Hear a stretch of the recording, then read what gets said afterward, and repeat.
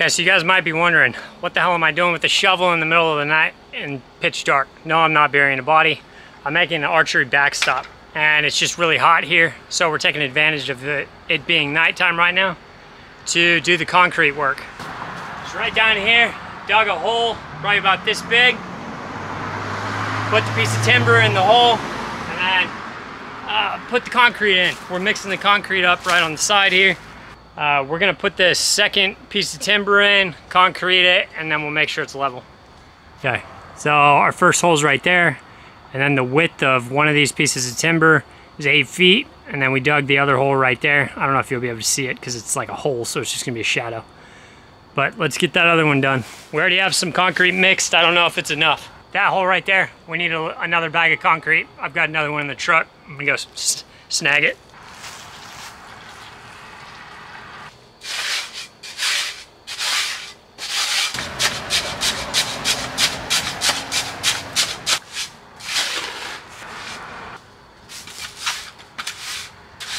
Make sure it's level. Perfect. Perfect. Okay, so at this stage, we're done with putting in our timber for kind of our frame. We dug 2 holes. We put the timber in. We cemented with just 2 bags of 80-pound Quickcrete. It took all of those 2 bags to fill it up and get it nice and level. We used a level from 2 dimensions, the X and the Y, so that we can make sure and get everything just how it should be. The timber is not perfectly straight. I did want to use this style timber. It's kind of like that Lincoln log style timber because it looks a little more outdoorsy and rugged. So for tonight, that's all we can do. We just gotta wait for the Quickcrete to dry, and then by tomorrow, we should be able to cut off our heights. That part we'll need the level for because it's not like, this is uneven ground. So it's not like I can just measure 6 feet up, make a cut, 6 feet up, make a cut, and expect the horizontal beam to be level. Yeah, end of day 1. Well, end of night 1. You can see how sweaty I am right now. Like the shirt is drenched. That was only being out here 20 minutes. During the day, it's over 100 right now here. So yeah, it's kind of brutal. So at this stage, we've got the horse stall mats. We got 2 of those laying there. We got 6 eye bolts that are gonna go into our horizontal beam. Those are just laying spaced out evenly. We've got 3 eye bolts that are gonna be used per horse stall mat. So I'm just gonna drill those 6 holes, get those eye bolts in, and then we've got carabiners that will connect directly or make a direct connection between the eye bolts and the horse stall mats. I already did kind of a preliminary test because I was worried about how narrow the carabiners are and if it would just rip through that horse stall mat. That matting is really, really tough, so we shouldn't have any issues. Let me just kind of get this part done and hammer it out with the drill, and then we'll go to the final stage is just kind of lifting up that horizontal part, setting it on the other 2 and drilling that in. But I'm gonna need somebody else's help because those horse stall mats are wicked heavy.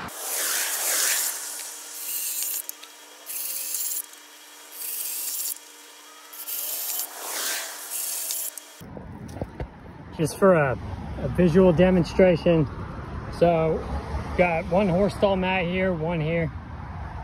These are 4x6, so they're 4 across. It has that little hump because it's sitting over a tree stump right here. But it's 4 across, 6 all the way to me. 6 foot lengthwise. I've got these eye bolts. I've got 3 per sheet, so 1, 2, 3 for this sheet. I've got a carabiner, a washer, and a nut. I drilled holes right where I have the eye bolts sitting for even spacing. This mat slightly tucks underneath this one. That's why these 2 eye bolts are so close together. But it's the same spacing interval per mat, and I left about 8 inches from the sides for these eye bolts, and then just center everything. And after you get it in, this is what it looks like. I'll obviously tighten that down a little more, either with a socket set or impact or something. And then gonna do the same thing on this one, and then we're ready to mount.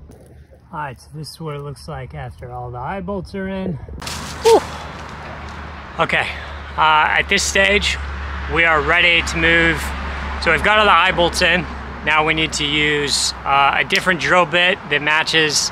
It's a little bit bigger than the circumference of those carabiners. So I'm going to drill all those holes, match that up perfectly with the eye holes, or with the eye bolts. So when the carabiners are hooked in, they will all be kind of straight up and down, and we won't have any at a diagonal, causing unequal distribution of force. We want all three of those carabiners to carry the same amount of weight from that horse stall mat.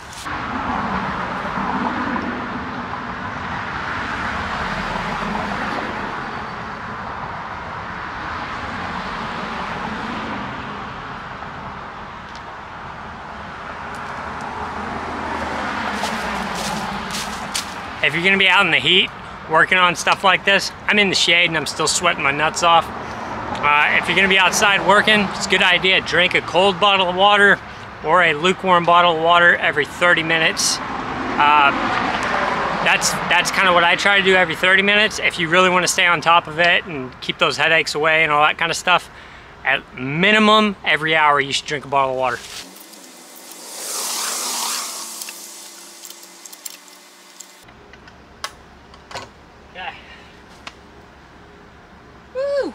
I didn't get to film the part where we lifted everything up. Those horse stall mats are no joke, heavy-wise. It took 3 adult males to lift everything up. So if you're gonna follow along and do this yourself, to set up a archery backstop in your backyard or wherever you shoot, make sure you have some help because it's real heavy. I love the way it turned out. It looks great. It's big. It's probably 7. My wingspan is a little over 6 feet, so it's probably 7 feet easily. It's 6 feet tall, just the mats, but they're about a foot off the ground, so they're gonna look taller than me if you look at the ground, right?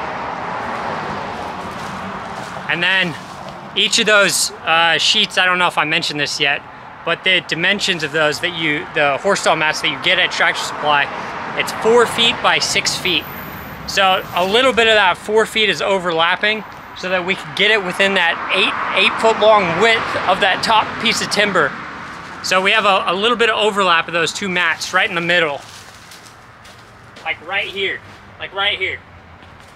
I also did that because my most common misses for my flyers with my compound are just high.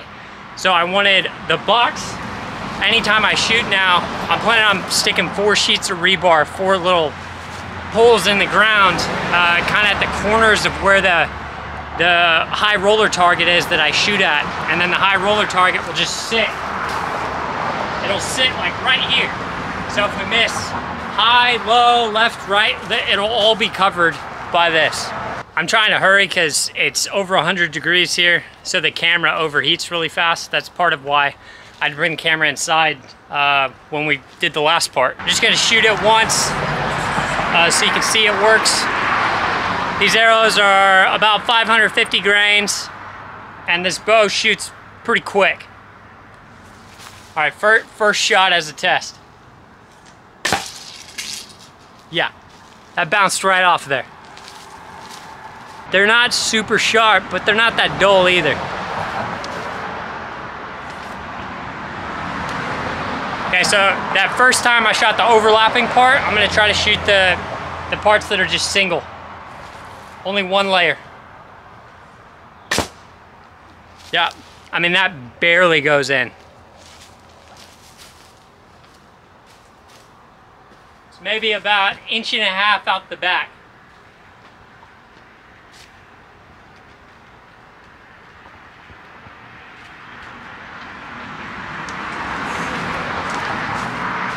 Okay, so works great.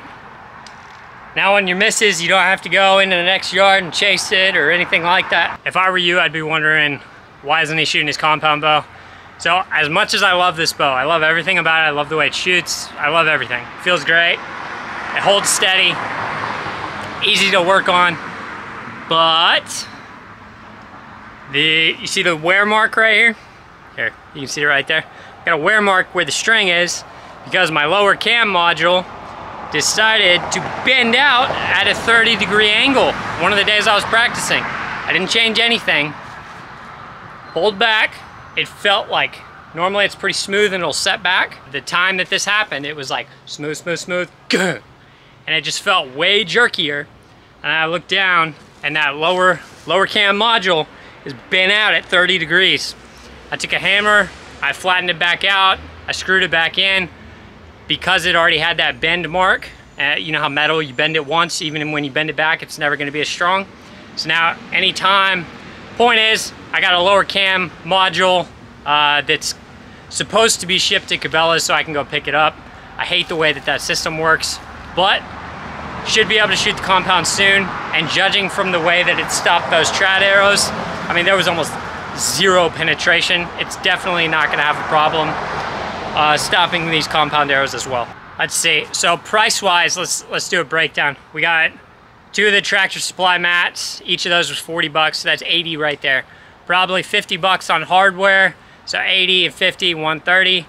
And then the timber, that was, how much was that? Like 6 bucks each? So maybe like 18, so 130, 18, 148. You're just under 150 bucks. And thank you. My wife's right here and she's reminding me. We got 2 bags of Quickcrete. Those were both 80-pound bags, probably about 5 to 10 bucks per bag, so an additional 20 bucks overall. So you're looking at probably 168 roundabout for the entire thing to make the backstop. And this thing is gonna last for years. It's gonna save us a lot of arrows. I'm finally getting my wife into compound archery. So having something where she can practice and feel really good about just if she misses, she's not gonna have to chase arrows or anything like that, makes me feel really happy. So be sure to do this for yourself. It's an awesome project. And of course, always remember, live what you love.